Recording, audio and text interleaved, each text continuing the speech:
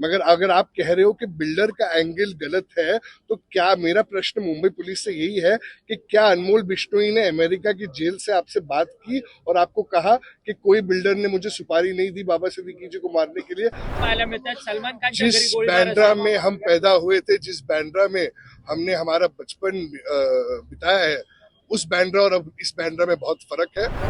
देवेंद्र फडणवीस साहब मेरे पिताजी के बहुत ही अजीज दोस्त रह चुके हैं, और जब मेरे पिताजी के साथ ये जब हुआ तो फडणवीस साहब खुद उस वक्त अस्पताल भी आए थे। तब के मुख्यमंत्री एकनाथ शिंदे साहब के साथ मेरे नेताजी दादा भी आए थे, और वो कहते हैं कि मैं भी खतरे के दायरे में था, तो मैं भी मेरा स्टेटमेंट बहुत महत्वपूर्ण होना चाहिए। और जब मैं और मेरे परिवार कोई बिल्डर्स के बारे में कह रहे हैं और जो हादसा है, वारदात हमारे साथ हुई है, उसको बोल रहे हैं, उसके बावजूद अगर इंटरोगेट नहीं किया जा रहा है बिल्डर्स को, तो ये बहुत दुर्भाग्यपूर्ण है।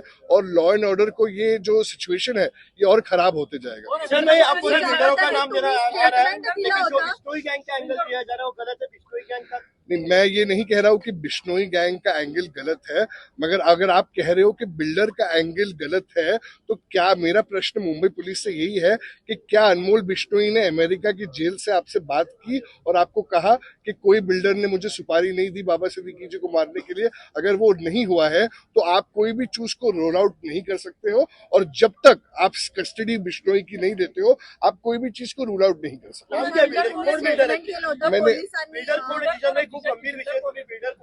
देखिए, मैंने बिल्डर्स के नाम मुंबई पुलिस को दिए हैं। वो मेरे, अगर आप जब चार्जशीट आएगी तो आप देख सकते हो कि चार्जशीट में भी आएगी। तो मुझे लगता है कि मुझे अभी बोलना उचित नहीं रहेगा। चार्जशीट जब आएगी तब जग जाहीर होएगा। मैंने तो बिल्डर्स के नाम भी कहे। तुम्ही वारंवार म्हणतात की पोलीस तुम्ही दिलेल्या स्टेटमेंटनुसार तपास करत नाहीये। त्या दिवशी देखील तुम्ही गेला होता, तेव्हा देखील काय झाली चर्चा? तेव्हा काय म्हटलं? उस दिन भी मैंने चर्चा की, जब हम मुख्यमंत्री साहब के साथ बैठेंगे, जब कोर्ट में जाएंगे, तो जज भी आपसे यही पूछेंगे कि आपने जो फैमिली है और उनके बेटे हैं, जो खुद एक उनके साथ भी हादसा हो सकता था, पता चला है कि दोनों को मारने की सुपारी मिली थी, आदेश मिला था, जो भी वो कहते हैं।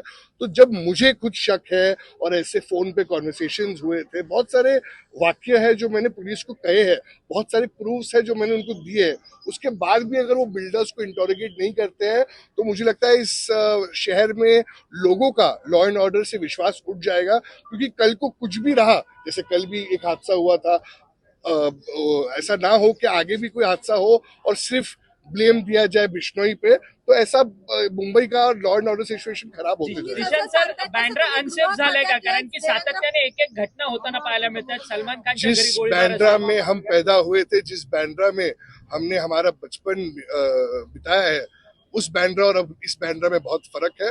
और जरूर मैं ये कहूंगा कि जितना सेफ तब था, अब उतना सेफ नहीं है। जिशांजी, एक शेवटचा प्रश्न. ज्या पद्धतीत तुम्ही सांगतायत मुंबई पोलिसांना तुम्ही संपूर्ण माहिती दिली आहे, पण त्याचा तपास होत नाही.